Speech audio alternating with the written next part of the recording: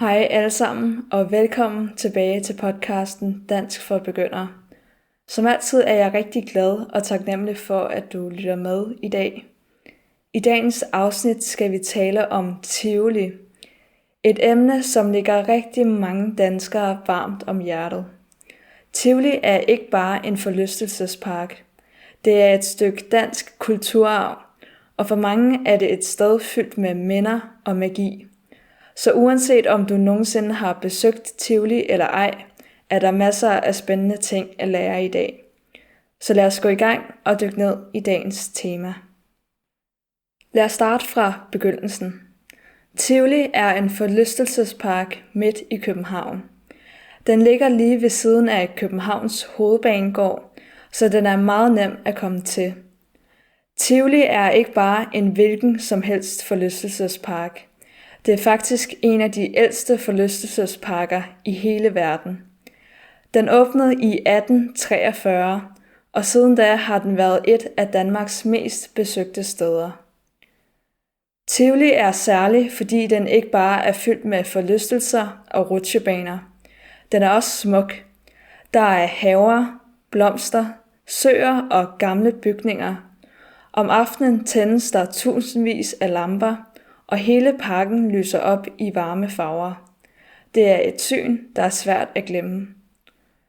Hvert år besøger millioner af mennesker Tivoli, både danskere og turister fra hele verden. Og det er ikke svært at forstå hvorfor.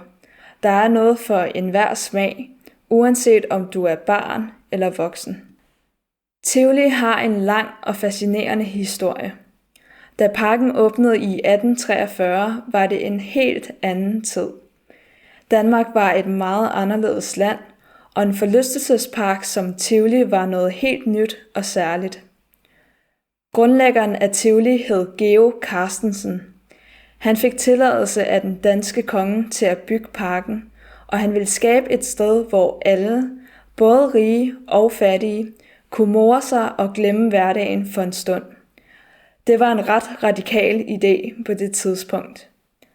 Siden dengang er Tivoli vokset og forandret sig. Der er kommet nye forlystelser, nye restauranter og nye shows. Men noget af den gamle charme er der stadig. Mange af de historiske bygninger er bevaret, og parken har stadig den samme stemning af eventyr og hygge, som den altid har haft.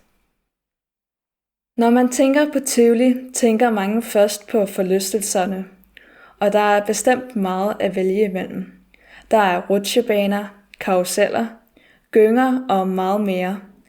Noget er stille og roligt, og noget er hurtigt og vildt. En af de mest kendte forlystelser i Tivoli er rutsjebanen. Det er en gammel trærutsjebane, der har eksisteret siden 1914. Den er ikke den hurtigste eller den største, men den er en klassiker, og mange danskere har en særlig følelse for den. Den minder om en svunden tid, og det er lidt grunden til, at den stadig er så populær. Der er også mere moderne forlystelser for dem, der gerne vil have lidt mere fart på. Dæmonen er for eksempel en forlystelse, der vender dig helt på hovedet, bogstaveligt talt. Og så er der Vertigo, som snurrer dig rundt i høj fart, højt over parken. Det er ikke for sarte sjæle. Men Tivoli er ikke kun for dem, der elsker fart og spænding. Der er masser af rolige hjørner i parken, hvor du kan sætte dig ned, nyde en is og bare se på folk. Det er faktisk ret hyggeligt.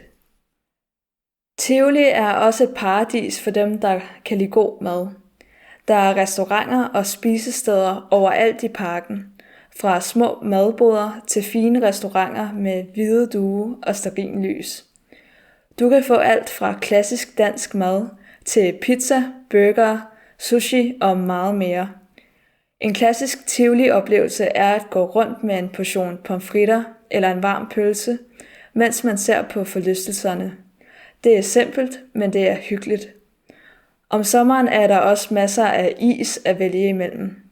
En is i hånden og sol på kinderne, det er en rigtig god sommerdag i Tivoli. For de voksne er der selvfølgelig også mulighed for at drikke et glas vin eller en øl, mens man slapper af og nyder stemningen. Der er mange hyggelige barer og caféer rundt omkring i parken. En af de ting, der gør Tivoli ekstra specielt, er, at parken skifter karakter alt efter årstiden. Tivoli er ikke åbent hele året.